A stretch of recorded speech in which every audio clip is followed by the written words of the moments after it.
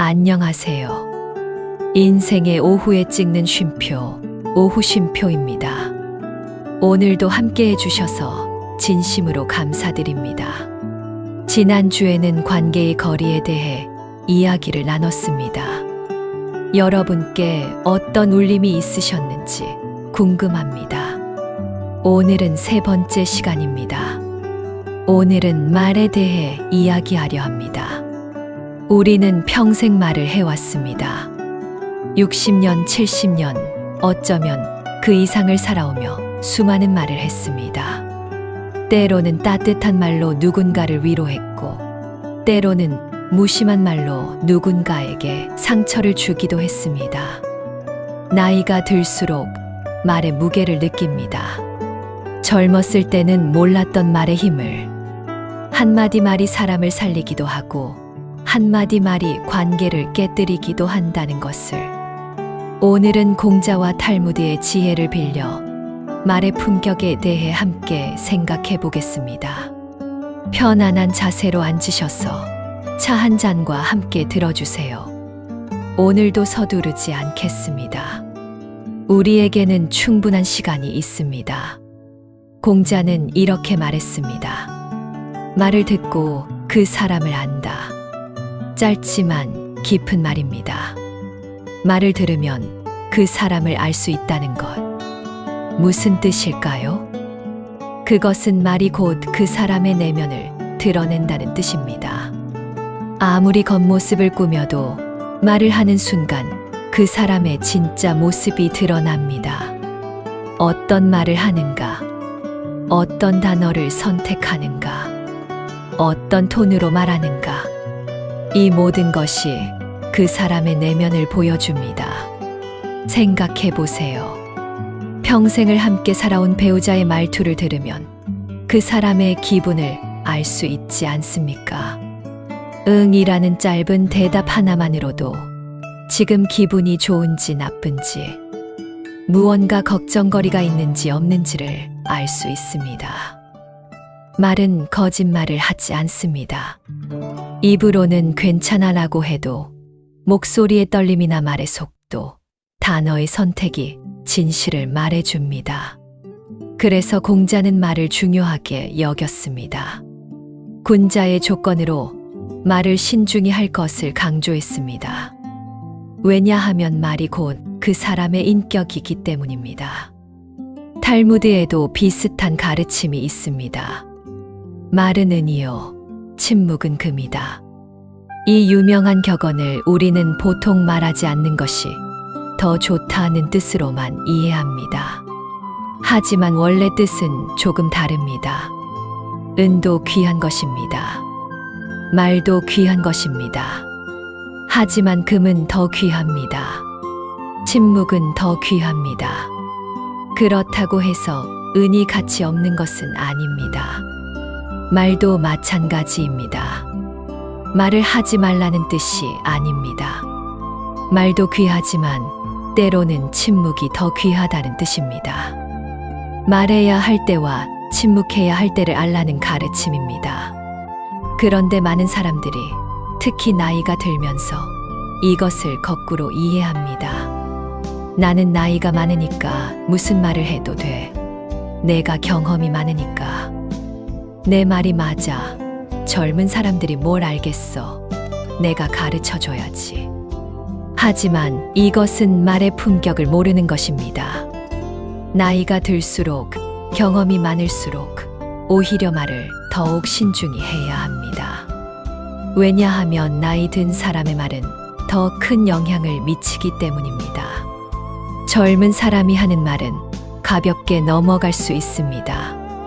아직 어려서 그래, 경험이 없어서 그래 하고 이해할 수 있습니다. 하지만 나이 든 사람의 말은 다릅니다. 저 나이에도 저런 말을 하네라는 평가를 받습니다. 그래서 공자는 말했습니다. 군자는 말을 어눌하게 하고 행동을 민첩하게 한다. 어눌하게 한다는 것은 더듬거린다는 뜻이 아닙니다. 신중하게 한다는 뜻입니다. 생각 없이 튀어나오는 말을 하지 않는다는 뜻입니다. 우리 주변을 한번 돌아봅시다. 나이 들어서도 존경받는 어른들이 있습니다. 그분들의 공통점이 무엇일까요? 말이 적습니다. 하지만 한마디를 해도 무게가 있습니다. 함부로 말하지 않습니다. 하지만 말을 하면 사람들이 귀 기울입니다. 반대로 나이가 들었는데도 존경받지 못하는 사람들도 있습니다. 그분들의 공통점은 무엇일까요? 말이 많습니다. 쉬지 않고 말합니다. 자기 이야기만 합니다. 남의 말은 듣지 않습니다. 가르치려고만 합니다. 충고라는 이름으로 참견합니다. 안타까운 일입니다. 평생을 살아오며 쌓은 경험과 지혜가 있는데 말 때문에 그것을 전달하지 못합니다. 오히려 사람들이 피하게 만듭니다. 어떤 할머니는 이렇게 말씀하셨습니다. 나이 들면서 깨달은 게 있어요. 내가 하고 싶은 말의 절반만 해도 충분하다는 것. 아니, 절반도 많아요. 10분의 1만 해도 충분해요. 지혜로운 말씀입니다. 하고 싶은 말을 다 하지 않아도 됩니다. 아니, 다 하면 안 됩니다. 탈무드에 이런 이야기가 있습니다. 한 제자가 랍비에게 물었습니다. 선생님, 말과 침묵 중 어느 것이 더 어렵습니까? 랍비가 대답했습니다. 침묵이 더 어렵지. 하지만 말은 더 위험하다. 깊은 통찰입니다. 침묵하는 것이 어렵습니다. 우리는 말하고 싶어 합니다. 내 생각을, 내 의견을, 내 경험을 말하고 싶어 합니다. 그것을 참는 것은 어렵습니다. 하지만 말은 더 위험합니다. 한 번 내뱉은 말은 다시 주워 담을 수 없습니다. 화살과 같습니다. 한 번 쏘면 되돌릴 수 없습니다. 탈무드의 또 다른 가르침입니다. 말은 화살과 같다. 화살은 한 번 쏘면 되돌릴 수 없다. 생각해 보세요. 당신이 평생 살아오며 한 말들을, 그중 얼마나 많은 말을 후회했습니까? 그때 그 말만 안 했어도 왜 그런 말을 했을까? 그 말 때문에 관계가 틀어졌어. 우리는 모두 경험이 있습니다. 한마디 말로 관계가 깨지는 것을, 수십 년 쌓아온 관계가 한마디 말로 무너지는 것을, 특히 가까운 사람에게 더 그렇습니다. 가족, 친구, 오랜 지인, 가까운 사람일수록 우리는 함부로 말합니다. 우리 사이에 뭐, 가족인데 뭐 어때 하면서 말입니다. 하지만 그것이 가장 위험합니다. 가까운 사람일수록 상처가 깊습니다. 가까운 사람일수록 말을 조심해야 합니다. 공자는 제자들에게 이렇게 가르쳤습니다. 말은 행동의 그림자다. 무슨 뜻일까요? 말은 행동을 따라간다는 뜻입니다. 행동이 먼저고 말이 나중입니다. 행동하지 않은 것을 말하지 말라는 뜻입니다. 우리는 종종 거꾸로 합니다. 행동은 하지 않고 말만 합니다. 나는 이렇게 살았어. 내가 젊었을 때는, 요즘 젊은 사람들은 하면서 말만 합니다. 하지만 지금 당신의 행동은 어떻습니까? 지금 당신이 그렇게 살고 있습니까? 과거의 이야기만 하고 현재는 다르게 살고 있지는 않습니까? 말과 행동이 일치하지 않으면 그 말은 힘이 없습니다. 아무리 좋은 말을 해도 행동이 따라주지 않으면 사람들은 듣지 않습니다.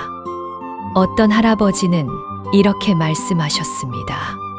손주들한테 공부 열심히 해라고 100번 말하는 것보다 내가 책 읽는 모습을 한 번 보여주는 게 나아요. 손주들이 할아버지가 책 읽는 모습을 보면 자연스럽게 책을 가까이 하더라고요. 이것이 진정한 가르침입니다. 말로 가르치는 것이 아니라 행동으로 보여주는 것입니다. 공자의 또 다른 가르침입니다.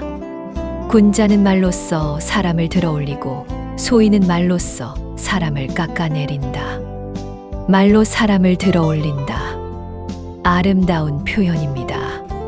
좋은 말, 따뜻한 말, 격려하는 말로 사람을 일으켜 세우는 것입니다. 반대로 말로 사람을 깎아내린다. 비난하는 말, 무시하는 말, 상처 주는 말로 사람을 주저앉히는 것입니다. 당신은 어떤 말을 하고 있습니까? 사람을 들어올리는 말입니까? 깎아내리는 말입니까? 나이가 들면 자연스럽게 가르치려고 합니다. 경험이 많으니 당연합니다. 하지만 가르침의 방법이 중요합니다. 비난으로 가르칠 수 있습니까? 왜 그렇게 했어? 그러면 안 되지. 내가 말했잖아. 이런 말로 가르칠 수 있습니까? 격려로 가르칠 수 있습니까? 잘했어. 다음엔 더 잘할 거야. 내가 할 수 있어. 이런 말로 가르칠 수 있습니까? 답은 명확합니다. 비난은 사람을 주눅들게 만들고 격려는 사람을 성장하게 만듭니다. 탈무드에 이런 이야기가 있습니다. 한 아버지가 아들에게 물었습니다.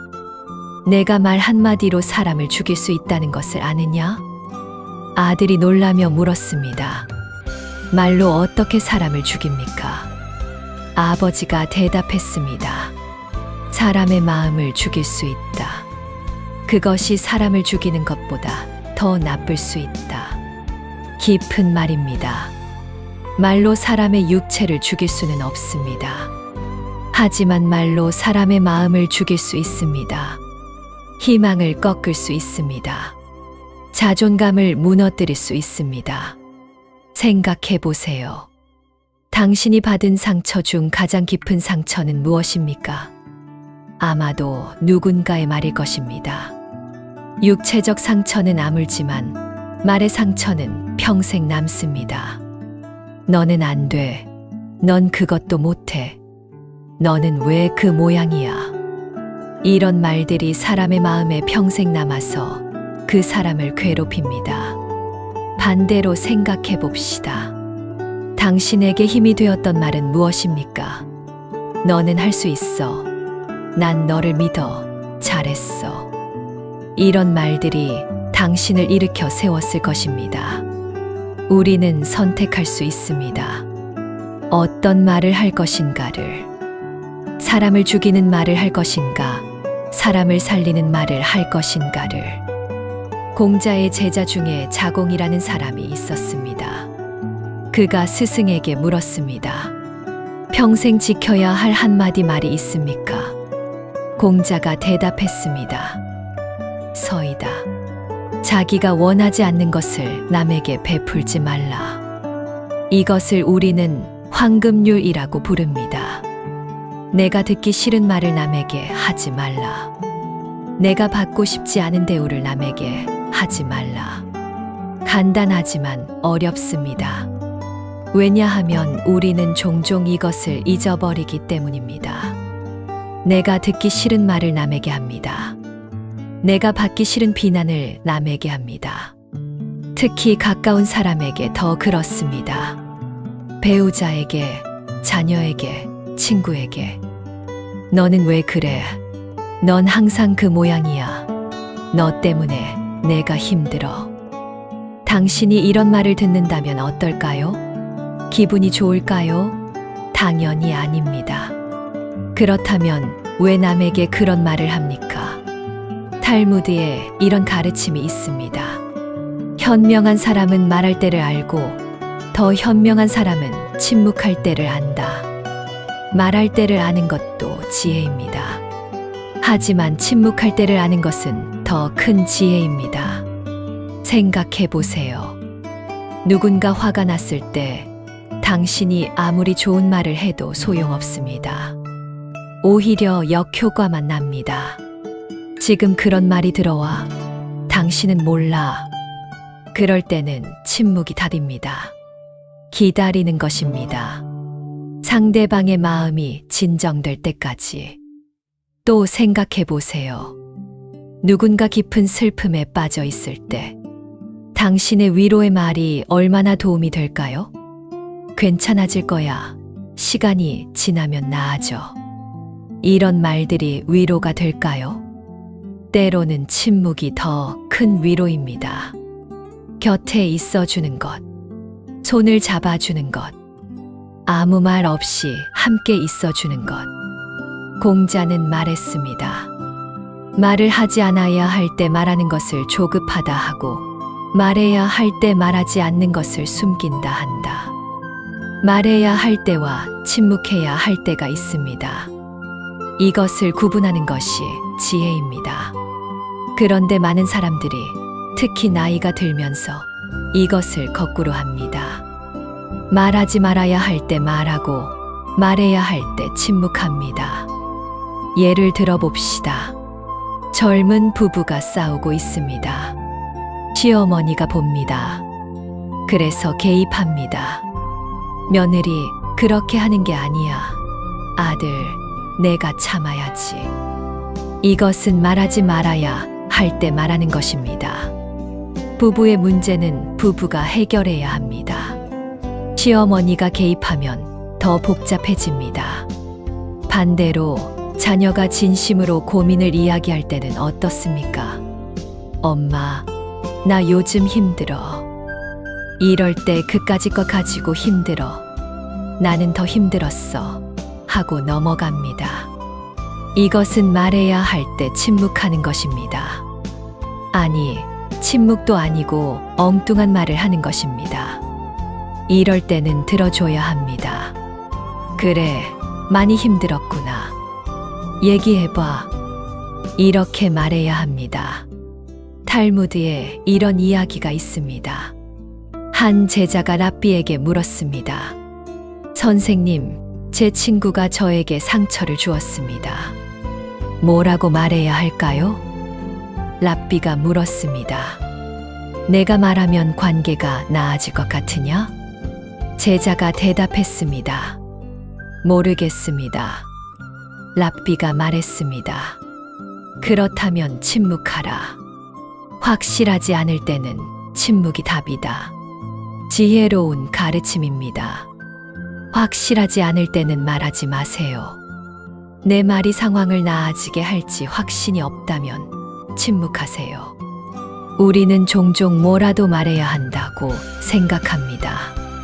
침묵하면 무관심한 것처럼 보일까봐 뭐라도 말합니다. 하지만 그 말이 오히려 상황을 악화시킬 수 있습니다. 어떤 아버지는 이렇게 말씀하셨습니다. 젊었을 때는 아이들이 뭘 물어보면 다 대답해줘야 한다고 생각했어요. 그래서 이것저것 다 가르쳐 주려고 했죠. 그런데 나중에 알았어요.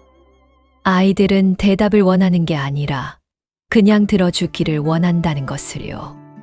맞습니다. 많은 경우 사람들은 조언을 원하지 않습니다. 그냥 들어주기를 원합니다. 공감해 주기를 원합니다. 그런데 우리는 특히 나이 든 사람들은 가르치려고 합니다. 내가 경험이 많으니까 내가 알려줄게. 내 말대로 하면 돼. 하지만 상대방은 그것을 원하지 않을 수 있습니다. 그저 자기 이야기를 들어주기를 원할 뿐입니다. 공자는 이렇게 말했습니다. 들음을 좋아하는 것이 아는 것만 못하고 아는 것이 즐기는 것만 못하다. 여기서 들음은 경청을 말합니다. 남의 말을 듣는 것입니다. 공자는 경청을 강조했습니다. 말하는 것보다 듣는 것을 더 중요하게 여겼습니다.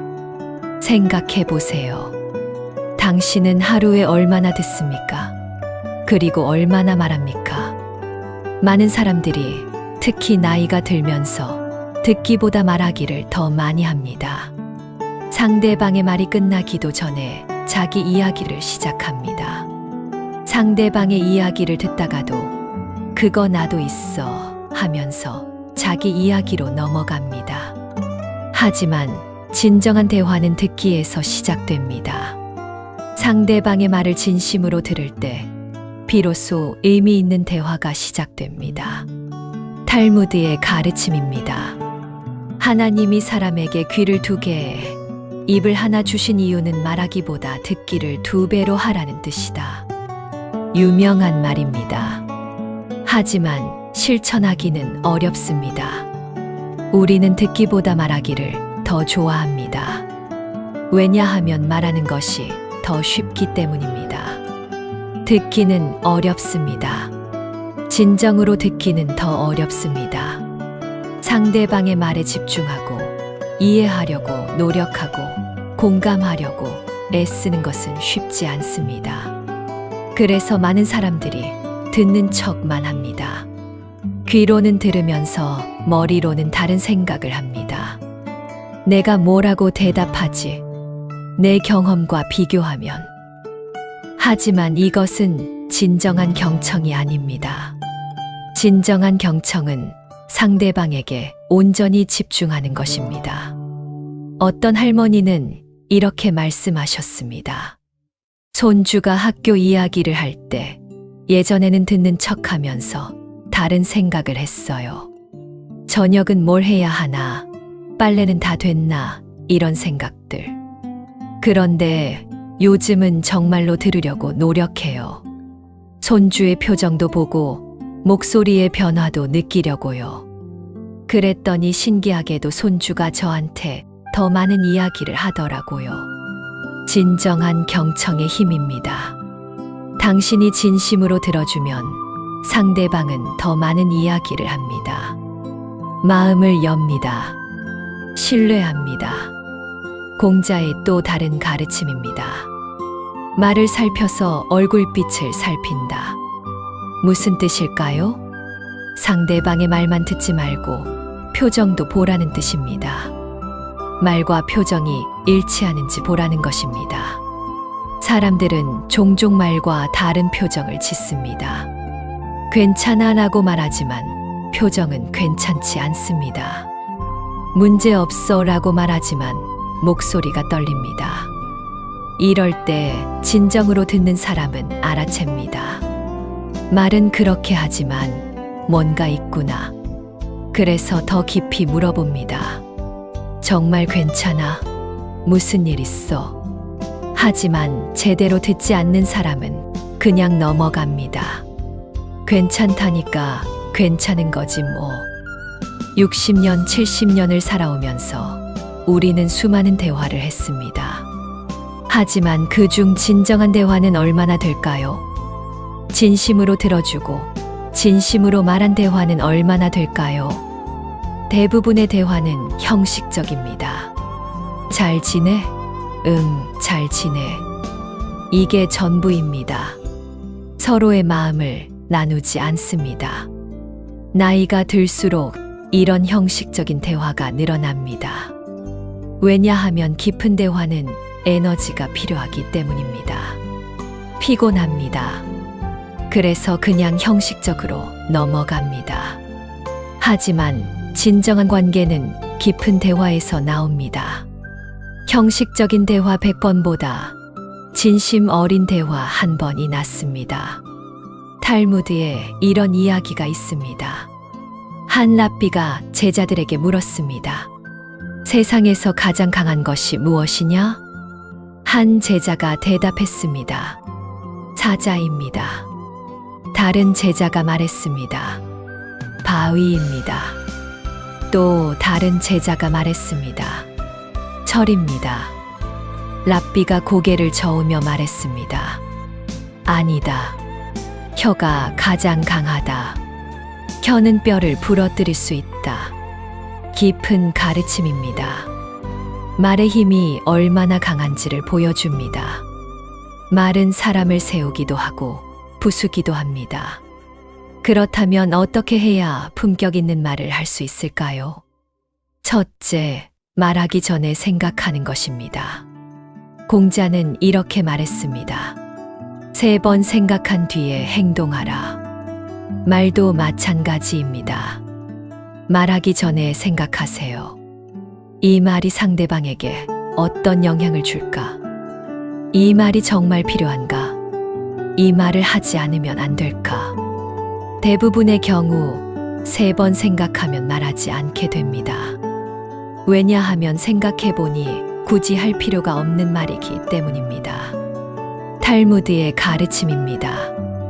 말을 하기 전에 생각하라.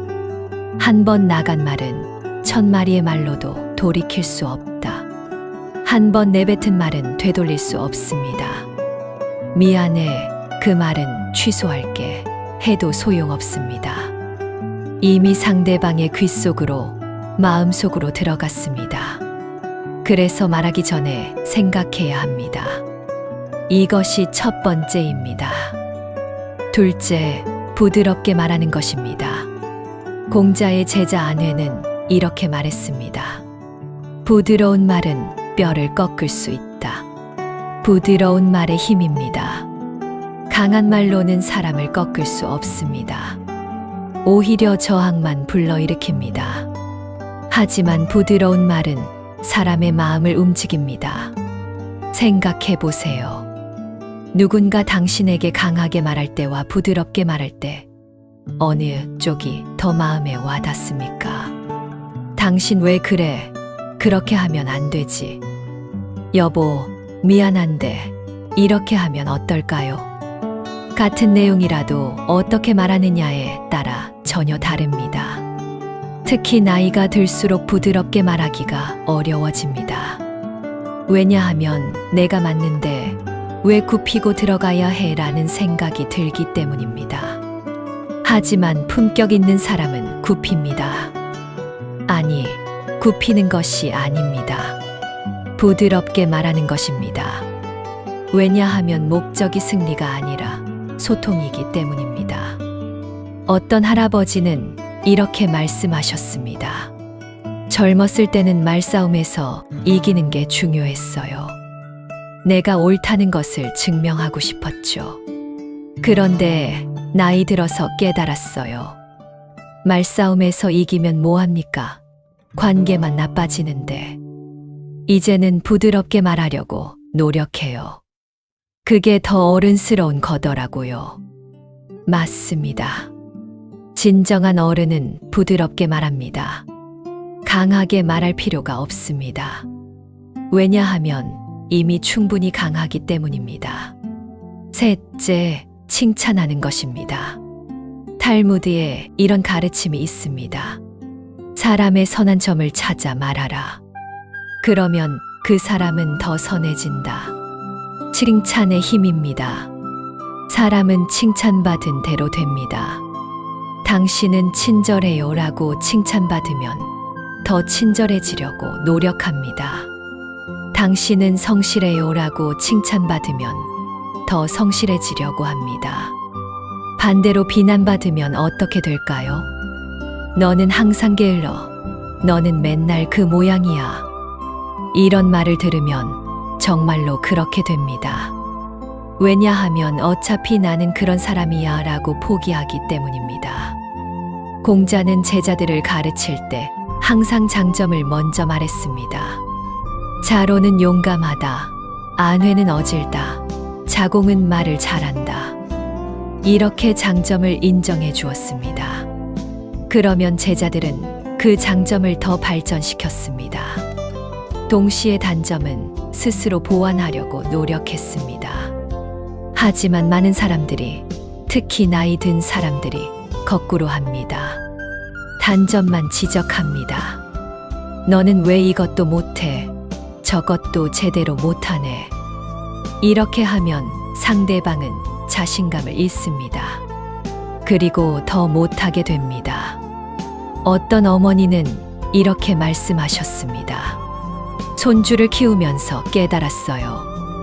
내 자식들 키울 때는 늘 잘못한 것만 지적했는데 손주는 잘한 것만 칭찬하니까 정말 달라지더라고요. 칭찬받으면 더 잘하려고 하고 자신감도 생기고, 아, 내가 자식들한테 이렇게 했어야 했구나 싶어요. 늦었지만 깨달은 것만으로도 다행입니다. 이제라도 칭찬하세요. 자녀에게도, 배우자에게도, 주변 사람들에게도. 당신 덕분에 집안이 편안해요. 당신이 있어서 다행이에요. 당신은 참 좋은 사람이에요. 이런 말 한마디가 사람을 살립니다. 넷째, 감사하는 것입니다. 공자는 이렇게 말했습니다. 덕을 생각하고 원하는 잊어라. 받은 은혜는 기억하고 받은 상처는 잊으라는 뜻입니다. 그리고 받은 은혜에 대해서는 감사를 표현하라는 것입니다. 탈무드에도 비슷한 가르침이 있습니다. 감사할 줄 모르는 사람은 아무것도 받을 자격이 없다. 감사는 겸손에서 나옵니다.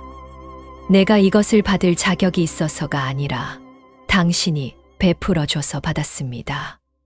이런 마음입니다. 하지만 많은 사람들이 당연하게 여깁니다. 배우자가 해주는 것, 자녀가 해주는 것, 주변 사람들이 해주는 것을 당연하게 여깁니다. 내가 평생 키웠는데 이 정도는 당연하지. 부부인데 당연한 거 아니야. 친구 사이에 그런 거 가지고 고맙다고 해? 하지만 당연한 것은 없습니다. 모든 것이 감사할 일입니다. 배우자가 밥을 차려주는 것, 자녀가 전화하는 것, 친구가 안부를 묻는 것, 이 모든 것에 감사해야 합니다. 고마워요. 당신 덕분이에요. 감사합니다. 이런 말 한마디가 관계를 아름답게 만듭니다. 어떤 할머니는 이렇게 말씀하셨습니다. 남편한테 평생 고맙다는 말을 잘 안 했어요. 당연한 줄 알았으니까요. 그런데 남편이 편찮으시고 나서 그동안 해준 것들이 하나씩 보이더라고요. 그래서 요즘은 작은 것에도 고맙다고 해요. 물 한 잔 떠다 줘도 고마워요라고 하니까 남편도 좋아하시고 관계도 더 좋아졌어요. 감사의 힘입니다. 감사는 관계를 회복시키고 사랑을 깊게 만듭니다. 다섯째, 용서를 구하는 것입니다. 공자는 이렇게 말했습니다. 잘못을 저지르고도 고치지 않는 것, 이것을 잘못이라 한다. 잘못했으면 인정하고 고쳐야 합니다. 그리고 상대방에게 용서를 구해야 합니다. 하지만 나이가 들수록 사과하기가 어려워집니다. 자존심 때문입니다. 내가 왜 사과를 해? 내가 뭘 잘못했다고? 하지만 진정으로 품격 있는 사람은 사과할 줄 압니다. 잘못했을 때 미안합니다라고 말할 줄 압니다. 탈무드의 가르침입니다. 용서를 구하는 것은 약함이 아니라 강함이다. 맞습니다. 약한 사람은 사과하지 못합니다. 자존심이 상하니까요. 하지만 강한 사람은 사과합니다. 왜냐하면 관계가 자존심보다 중요하다는 것을 알기 때문입니다. 내가 잘못했어요. 미안해요. 용서해 주세요. 이 말을 하는 것이 어렵습니까? 물론입니다. 특히 나이가 들수록 더 어렵습니다. 하지만 이 말 한마디가 관계를 살립니다. 어떤 아버지는 이렇게 말씀하셨습니다. 자식들한테 평생 미안하다는 말을 못했어요. 아버지가 미안하다고 하면 권위가 떨어진다고 생각했으니까요. 그런데 나이 들어서 깨달았어요. 진짜 권위는 인정할 건 인정하는 데서 나온다는 것을요. 그래서 요즘은 잘못했을 때 미안하다고 해요. 자식들도 놀라워하고 관계도 훨씬 좋아졌어요. 진정한 권위는 완벽함에서 나오지 않습니다. 진정성에서 나옵니다. 잘못을 인정하고 사과할 줄 아는 것, 그것이 진정한 어른입니다. 60년, 70년을 살아오면서 우리는 많은 것을 배웠습니다. 하지만 정작 말에 대해서는 제대로 배우지 못했습니다. 학교에서도 말하는 법을 가르치지 않았습니다. 부모님도 말의 품격에 대해 가르쳐 주지 않았습니다. 그래서 우리는 그냥 주변에서 듣고 배운 대로 말했습니다. 하지만 이제는 다릅니다. 인생의 오후에 접어든 지금 우리는 말에 대해 다시 배워야 합니다. 아니, 처음으로 제대로 배워야 합니다. 공자는 말했습니다. 나는 15세 학문의 뜻을 두었고 30에 섰으며 40에 미혹되지 않았고 50에 천명을 알았으며 60에 귀가 순해졌고 70에 마음 가는 대로 해도 규칙을 넘지 않았다. 여기서 60에 귀가 순해졌다는 말이 중요합니다. 귀가 순해졌다는 것은 무엇일까요? 남의 말을 잘 듣게 되었다는 뜻입니다. 젊었을 때는 자기 말만 했습니다. 나이가 들면서 남의 말을 듣게 되었습니다. 이것이 성숙입니다. 60세가 되면 귀가 순해져야 합니다. 70세가 되면 더욱 그래야 합니다. 하지만 현실은 어떻습니까? 많은 사람들이 나이가 들수록 오히려 자기 말만 합니다. 왜 그럴까요? 경험이 많다고 생각하기 때문입니다. 내가 더 많이 알아. 내가 더 많이 겪었어. 이렇게 생각하기 때문입니다. 하지만 경험이 많다고 해서 모든 것을 아는 것은 아닙니다.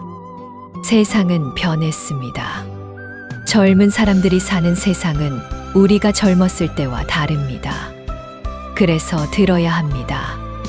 젊은 사람들의 말을, 시대가 어떻게 변했는지를, 그들이 무엇을 생각하는지를.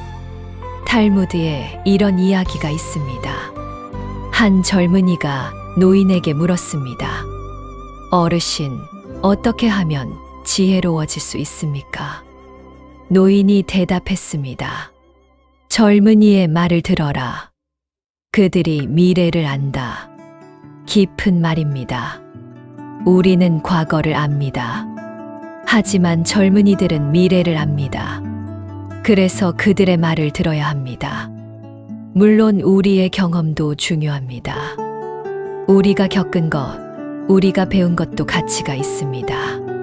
하지만 그것을 강요하지 말아야 합니다. 내 말대로 해가 아니라 내 경험을 참고해봐 라고 말해야 합니다. 이렇게 하지 않으면 안 돼가 아니라 이렇게 하면 어떨까 라고 제안해야 합니다. 공자의 또 다른 가르침입니다.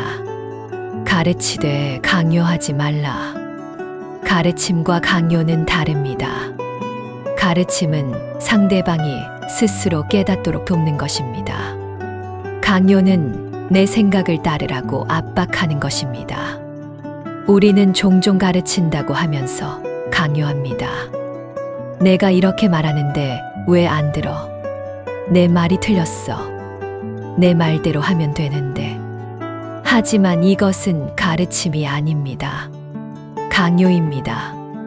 그리고 강요는 반발만 불러일으킵니다. 어떤 할아버지는 이렇게 말씀하셨습니다. 손주한테 이것저것 가르쳐 주려고 했는데 손주가 피하더라고요. 할아버지, 또 시작이야 하면서. 그래서 방법을 바꿨어요. 가르치려고 하지 않고 그냥 제 이야기를 했어요. 할아버지가 젊었을 때는 이랬어. 할아버지는 이렇게 생각해. 이런 식으로. 그랬더니 손주가 오히려 더 관심을 가지더라고요.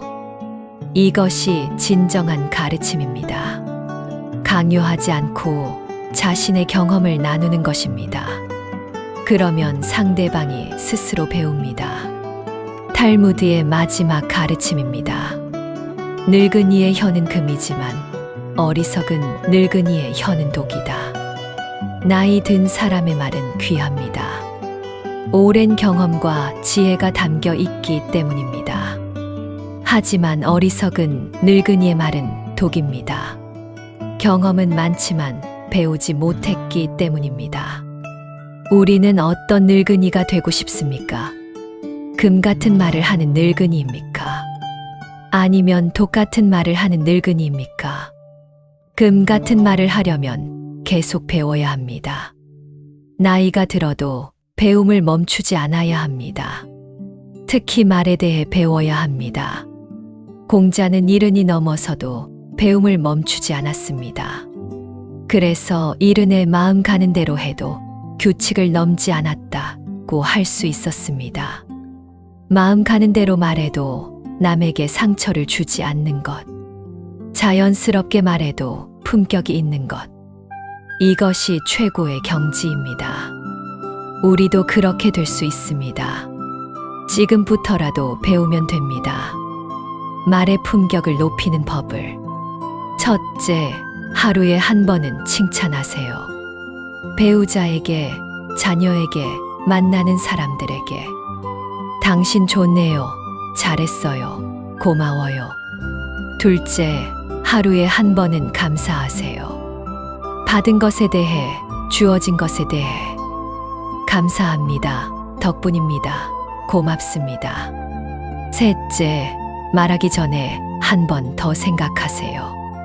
이 말이 꼭 필요한가? 이 말이 상대방에게 어떤 영향을 줄까? 넷째, 하루에 한 번은 들으세요. 진심으로 경청하세요. 상대방의 말을, 표정을, 마음을. 다섯째, 잘못했을 때는 사과하세요. 미안합니다. 제가 잘못했습니다. 용서해 주세요. 이 5가지를 매일 실천하세요. 처음에는 어색할 수 있습니다. 평생 안 해본 것을 하려니 어색할 수밖에 없습니다. 하지만 계속 하다 보면 자연스러워집니다. 그리고 어느새 당신의 말이 달라져 있을 것입니다. 품격 있는 말, 따뜻한 말, 지혜로운 말. 사람들이 당신의 말을 듣고 위로받고 힘을 얻고 배우게 될 것입니다. 공자의 마지막 가르침을 나누며 오늘의 이야기를 마치겠습니다. 군자는 말을 행동으로 옮기고 행동을 말로 표현한다. 말과 행동이 일치하는 것. 이것이 진정한 품격입니다. 오늘 집으로 돌아가시면 당신의 말을 돌아보세요. 오늘 하루 어떤 말을 했는지, 그 말들이 품격이 있었는지, 상대방에게 상처를 주지는 않았는지, 그리고 내일부터는 조금씩 바꿔보세요. 품격 있는 말을 하도록, 따뜻한 말을 하도록, 지혜로운 말을 하도록. 60년, 70년을 살아온 당신에게는 그럴 자격이 있습니다. 그리고 그럴 책임도 있습니다. 인생의 오후, 가장 아름다운 말을 할 수 있는 시간입니다. 경험도 있고, 지혜도 있고, 여유도 있습니다. 이제는 말의 품격을 높일 때입니다. 금 같은 말을 할 때입니다. 당신의 말이 누군가에게 빛이 되기를, 위로가 되기를, 힘이 되기를 바랍니다. 오늘 긴 시간 함께 해주셔서 진심으로 감사드립니다. 다음 주 월요일 오후에 다시 만나요. 그때까지 평화로운 한 주 보내세요. 당신의 말이 아름답기를, 당신의 오후가 품격 있기를 기도합니다. 안녕히 계세요.